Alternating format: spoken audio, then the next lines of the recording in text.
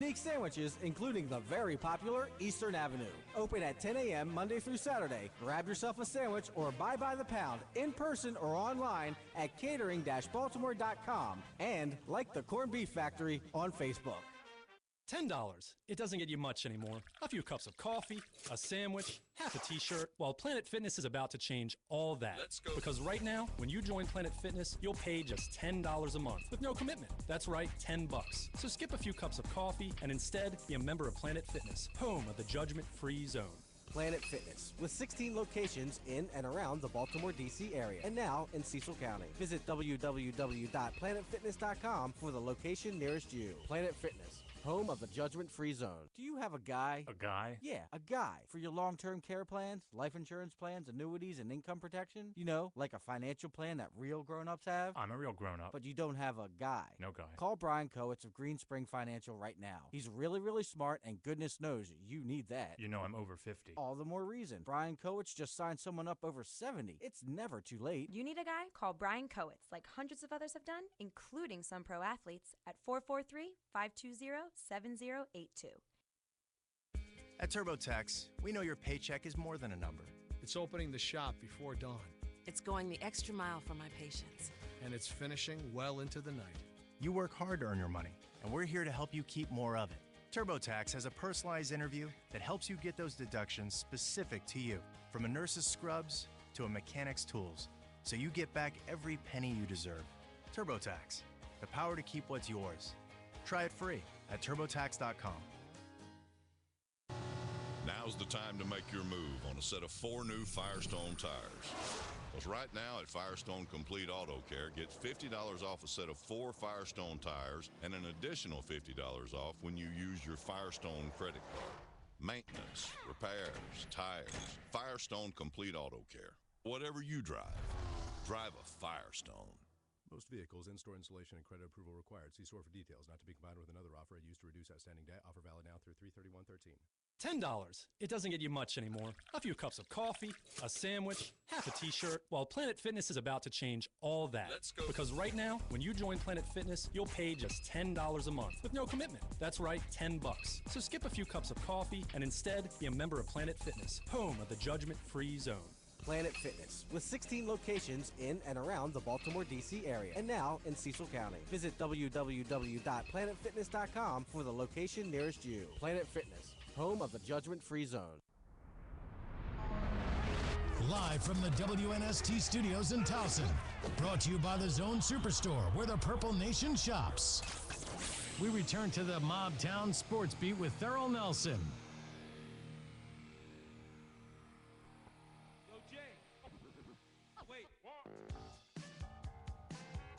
This is the MobTown Sports Beat.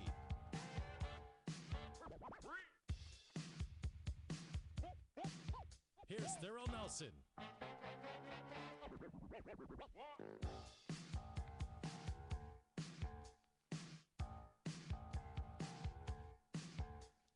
Welcome back, MobTown Sports Beat, 410-481-1570, the number, WNST.net, the website. This hour of the program brought to you by our friends at First Down. You can celebrate the Ravens Super Bowl championship, Super Bowl Ravens gear. Get ready for Orioles season with everything available.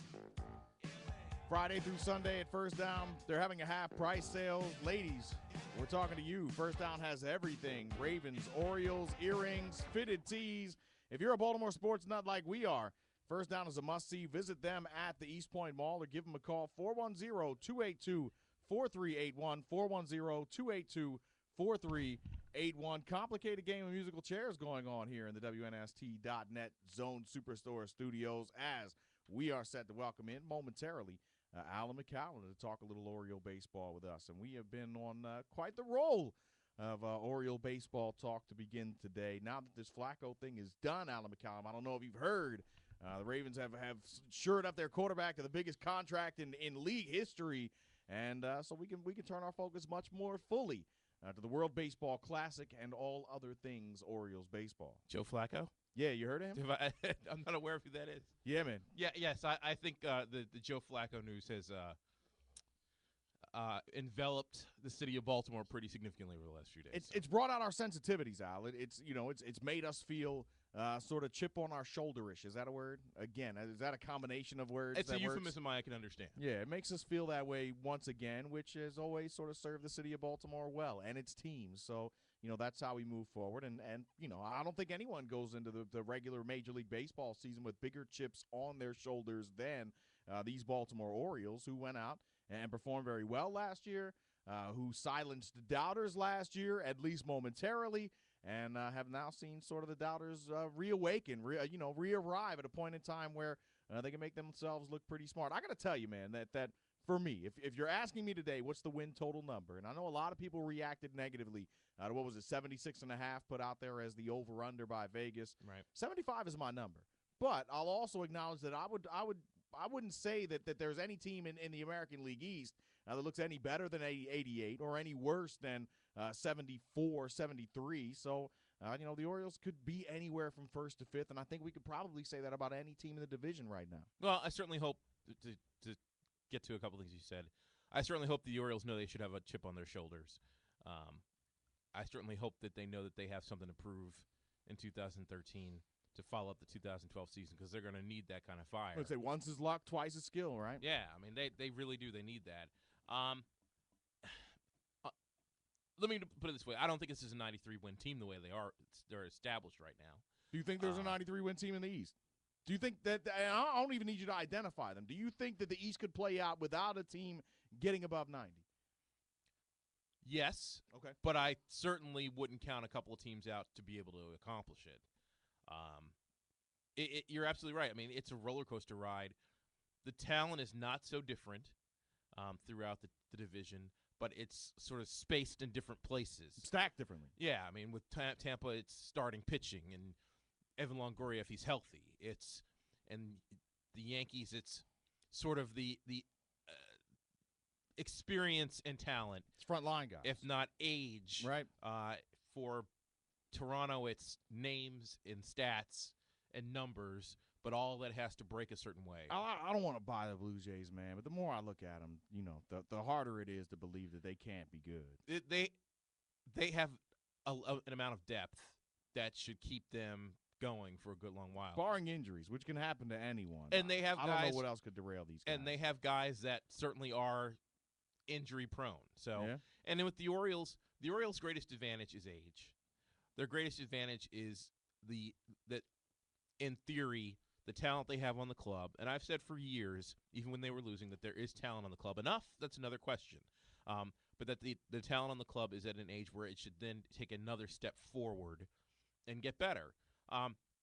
Everybody talks about the Orioles not being good because they don't believe in their pitching. I actually don't have any concerns about their pitching. Okay. Because I do think they have enough depth to shake that down. I mean, Steve Johnson, who may have been their best starter for the second half of the season, isn't going to make the team. Yeah. Yeah, no, it's a great point. Joe Saunders, the guy who pitched some of the most important games in the playoffs, they said thanks but no thanks. Right. I mean, so I think they're going to be okay in terms of pitching.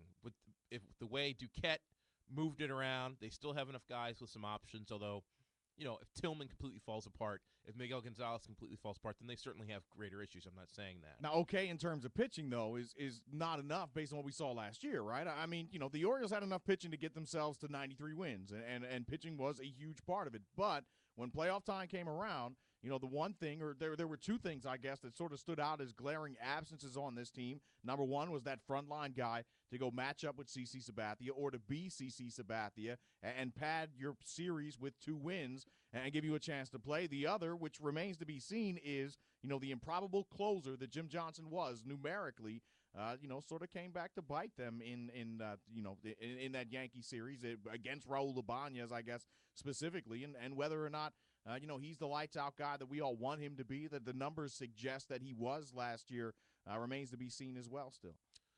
See, I disagree. I think the biggest – obviously, they don't have a number one starter that stands out with CC Sabathia. But you got to remember, going to the 9th inning of Game 1, they were tied. Yeah.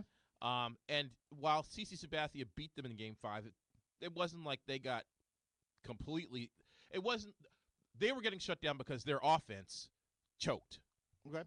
All right, I mean, as good as CeCe was, but they I choked. Mean, but you can't have both sides of that argument. Then like if you want to, if I'll buy it 100%. But then they the reason why they were tied at the end of game one is also because the Yankees offense choked throughout the postseason. Fair enough. So right. So essentially, you're saying you can't evaluate. Let me put it this way.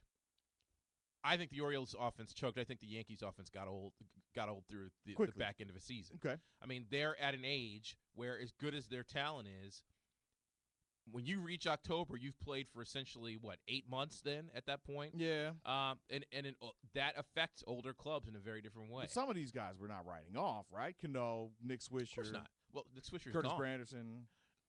I'm saying as players. We're not saying that the book is closed on them as players now. All Nick of a sudden. Swisher's historical. Cano's negotiating a big contract right now. For Nick Swisher's historical numbers off in the postseason are not very good. Okay. Frankly, with the exception of one season, neither is Alex Rodriguez's. Right. So I mean, I don't know. I mean, I don't know that you can really look at that and argue that. I'm simply saying this: the Orioles' biggest problem all the way around, in my opinion, is their offense. I don't think that their offense is poised to – they have a ton of mistake hitters that when a pitcher is in a cripple count, they're going to beat them. And this club needs to take a step – Nick Markakis, Nolan Reimold, Brian Roberts, they're the X factors and all of it. They need Matt Wieters to take a step forward and not be a 230 hitter. They need J.J. Hardy to get on the plate and have more statistically accurate season offensively. And they need Manny Machado to be better than what Baseball Prospectus put him at, 250 with 7 bombs. Right. They need him to be better than that. The Baseball Prospectus put him being demoted at some point during the year. We can't have that. I mean, so could the Orioles use number one star? Everybody could use an ace. No question about it. The Orioles pitching, I think, will be okay, not necessarily because I believe that Jason Hammel or Miguel Gonzalez or Chris Tillman, for that matter, can get them through an entire season. I don't know that. I mean, we essentially saw the rotation that we're counting on for half of a season. Right. Jason Hammel was the first half. Chris Tillman and Miguel Gonzalez was the second half. It's the old Brad Bergerson thing. We believed that he could be at least a number 3 starter once upon a time, based on results. The only guy that you can sort of look at the full season and see what you got is Wei-Yin Chen. And Wei-Yin Chen was good. He wasn't great. He was good. And everybody saw him for the first time last year. Right. I think that he will be good again. He could take a step forward. Knowing what a full Major League Baseball season has in store for you can certainly make a guy with talent and capability better. But there are a ton of X factors. But do I believe that Jason Hammel and Wei-Yin Chen and Miguel Gonzalez and Chris Tillman and Steve Johnson and Zach Britton and Jake Arrieta get you through a full season successfully? Right. Yeah, I actually do. Again, the question is, I heard you guys talking earlier. I respectfully disagree. Danny Valencia isn't the replacement for Mark Reynolds. Danny Valencia is a replacement for Bill Hall and maybe Steve Pierce, who's still there actually, and all of those other guys that played roles. Now, here was the other thing that we were talking about, and I don't know if you caught this part or not, but we talked last week, I think, about the fact that splits-wise, that there's not a lot of disparity between Nolan Reimold, lefty-righty. You know, that he's a guy that you could, if healthy, hope to plug into the lineup every day. And so when you start to talk about him as a platoon guy with Nate McLeod, you know, that might not be the right situation. No. And so, but if the days when you're playing against right-handed pitching, you want to put Nate McLeod out in left and DH Nolan Reimold, then maybe on the days when you're playing the lefties, you put Nolan Reimold out in left field and DH Danny Valencia, because that's where the big difference in splits lie. If you're going to look at a natural platoon situation, McLeod and Valencia would sort of make a decent one. The only problem being they don't play the same position, so Reimold is sort of, you know, the swing guy in between those two. Well, first of all, let me say this. Buck Showalter hasn't really used the word platoon with Reimold and McLeod. I mean, that's sort of come from all other places. I don't think Nolan Reimold's a DH or a platoon guy. I think Nolan Reimold's an everyday player. That said, I think the only way you have a chance of keeping Nolan Reimold healthy this season is to make him the full-time DH. And we might be too late on that already, right? What do you just in terms of his health? He's already starting to get banged up. Well, I mean, he's had shoulder soreness. He says he can swing the bat. He hit home run, but you know, it's out in the field and throwing. I think Nate McLeod. I think this team, the strengths are their age, their depth in terms of their starting pitching, and particularly their outfield defense. And in my mind, if Nate McLouth, as long as he's not hitting 180, as long as he's not looking like the Nate McLouth of the 2010 and 2011, I'm putting Nate McLouth out in left field every day. Now, am I putting him in the leadoff spot against lefties? I don't know. It depends. You see what kind of season he's having. But Nolan Reimold's my primary DH. You can take. There are going to be days when Chris Davis won't start because he's gonna get into those cold spots. I think you put Danny Valencia. Between Danny Valencia and Connor Jackson and all these other jokers they've got out there. I don't mean that to say that I don't think they can help the club. Every team needs that kind of depth. I'm not arguing that. But as you mentioned, these are the replacements for Andy Chavez, Lou Ford. Right. These are, Bill Hall. They didn't. The problem is not that they've got Danny Valencia to replace Mark Reynolds. The problem is they didn't replace Mark Reynolds. Right. There is no replacement for Mark Reynolds. They're looking at Reimold as the logical replacement Which for Mark Reynolds. Which would be an upgrade if healthy. If he's healthy, is the right answer in-house for the Baltimore Orioles. And that's what they need to bank on. Now, can Travis Ishikawa and Danny Valencia and Connor Jackson and Steve Pierce be productive for the club in those spot roles? Sure. And Wilson Betamete is there as well.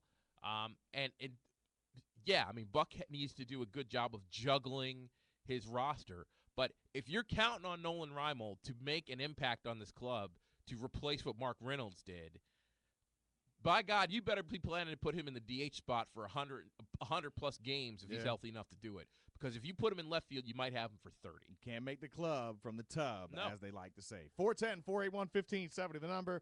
Alan McCallum joining me in studio talking a little Oriole baseball. And, I guess that, again, when it boils down to it, and you mentioned it with Toronto, you mentioned it with any of these teams right now, the first and most important thing for all of them, talking about the AL East and how you distinguish yourself or give yourself an opportunity, is going to be that they remain relatively healthy. And maybe from an Oriole perspective, much like you talked about with the Blue Jays, you're counting on some suspects to do it. And therein lies, I guess, the rub, or therein lies the potential issue. That said, you sort of expect that Roberts and Reimold are going to have health issues over the course of the year because that's who they have been.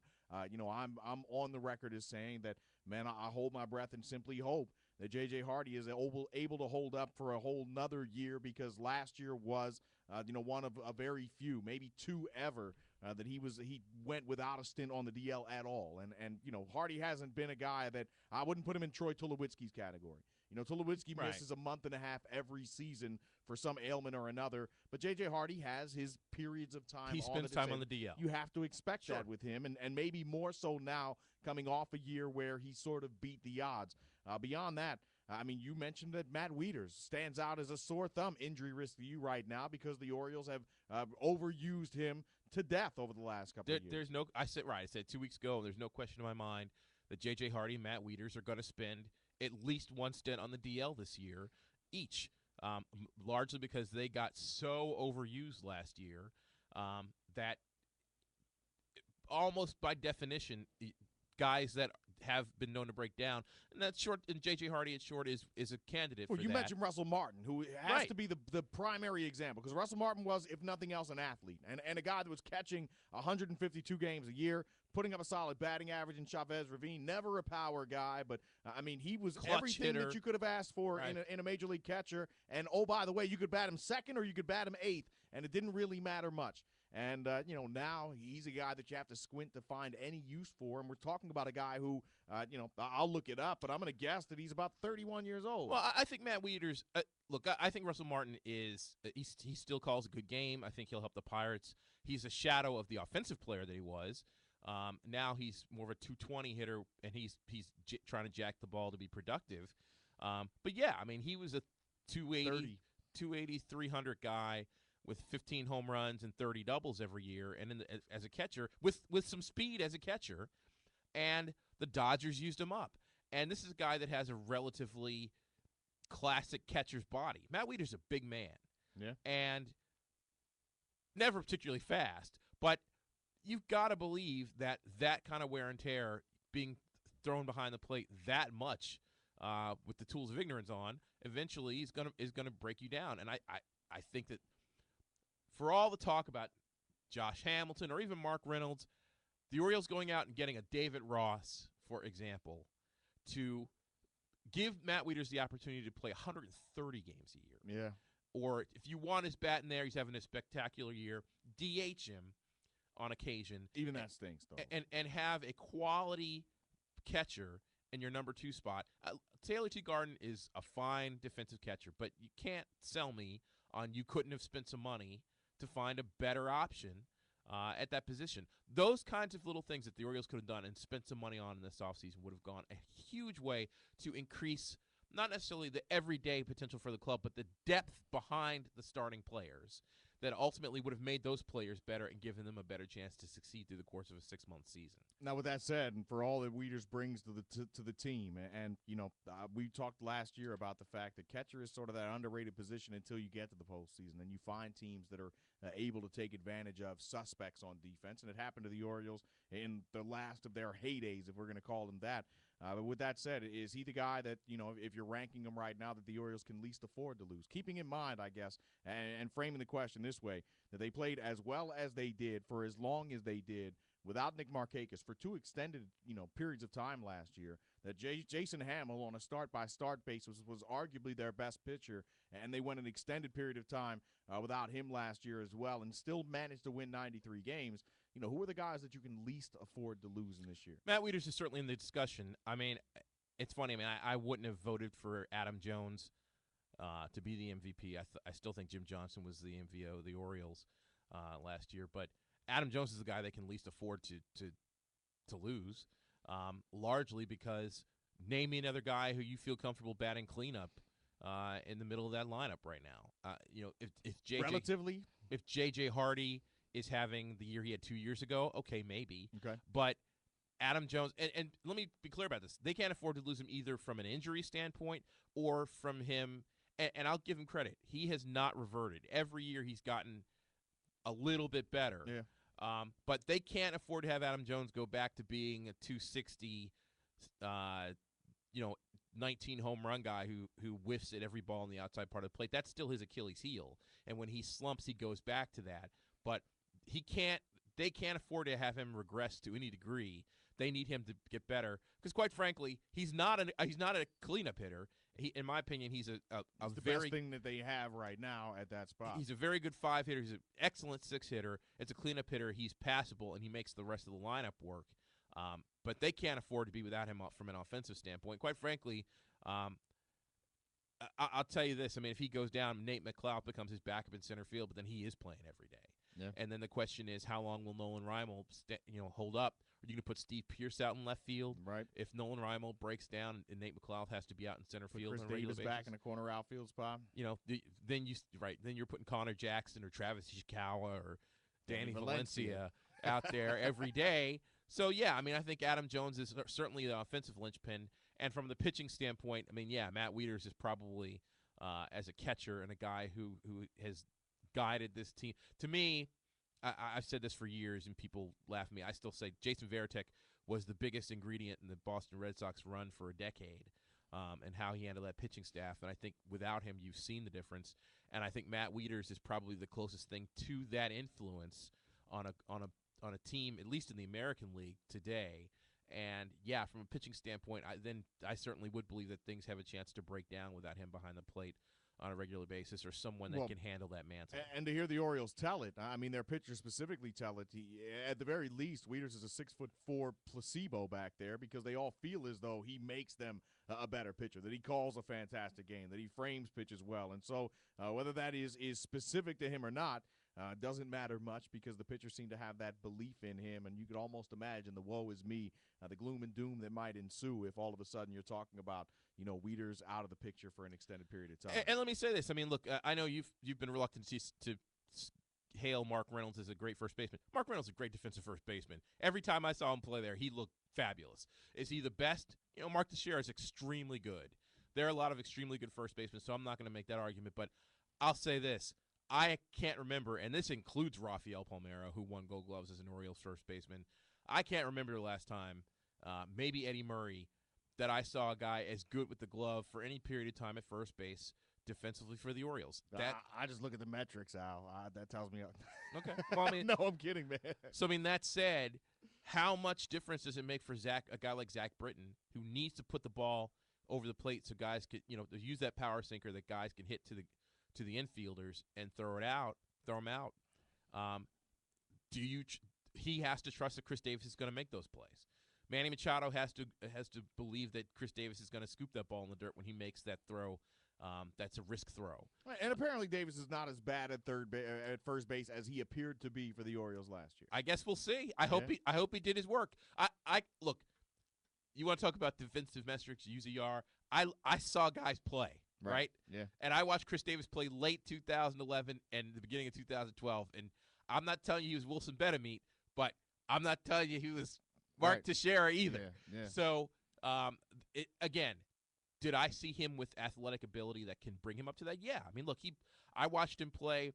He was not just I'm going to run to the spot, and if I can catch the ball guy in right field, he looked like an athlete in the outfield. Well, and the other question becomes, and again, I don't know that the metrics, I would certainly guess that the metrics don't account for this, which is, based on what we saw last year and based on the human element, which all of these players at the very least bring to the field themselves, how many balls does Manny Machado keep in his pocket if it's Chris Davis over there at first base as opposed to Reynolds with, the gangster lean, as I was calling it? How many balls does J.J. Hardy just elect not to throw off balance, as it were, if he doesn't have confidence in the guy that's over there to at the very least knock those balls down and prevent errors? So, I mean, this defense is going to be a huge piece for this ball club.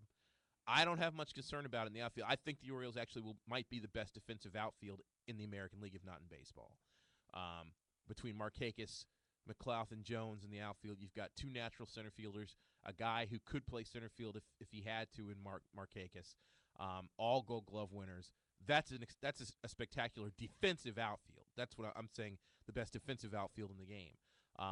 You have what looks to be a very strong left side of the infield with Hardy and Machado, if Machado can repeat what he did through the second half of the season. And you've got Wieters, who's arguably the best defensive catcher in the American League, and maybe right behind Yadier Molina in baseball. So the big open hole is on the right side of the infield. If Brian Roberts, again, I mean, so many ifs. If Brian Roberts is a shadow of what he was, then you don't worry about second base defensively. He'll be okay. If he's not. Even if he's lost a half a step, he'll be fine. Right. Certainly better than what they had there on a regular basis last year. And then the question certainly comes down to, is Chris Davis the guy that can hold all that down and let guys show their natural athleticism and take risks making throws on the infield? One easy way to get yourself through the Oriole baseball season, Towson Place Liquors. You can get 10% off any purchase any day at Towson Place Liquors, $20 or more. The level of purchase, 10% off just for mentioning you're a WNST listener. Towson Place Liquors accepts all competitors' coupons. They're located on the Putty Hill Avenue side of the Towson Place Shopping Center, adjacent from Walmart. They have wine tasting on Fridays. You can visit them online at TowsonPlaceLiquors.com. And they also have a brand new store, Angels Cut Wine and Spirits in Ellicott City, 5725 Richards Valley Road. Same great deals, same great ownership. Give them a call, 410-461-1141, or visit them online at TowsonPlaceLiquors.com. Al, you and I talk a lot, or I talk a lot, and I've asked you for reaction on, guys that I always say that you do some scouting by the box score as a fantasy player. Sure. You start to look at the box scores and you start to develop understandings of guys maybe before you've ever had a chance to see them play based on the stats that they generate. One of the all-time conundrums, one of the guys who had me completely fooled, one of the guys that I was most disappointed in when I had the opportunity to actually lay eyes on the cachet that he brought to the mound, has been Aaron Harang. Now, I can't expect you to explain that, right? But when we come back, I'm going to ask you to explain to me the Orioles' interest in Aaron Harang and how I'm supposed to look at this as them being anything but cheap. Who said what? Who's got it better than who? Baltimore! Hear the best coverage of the champions of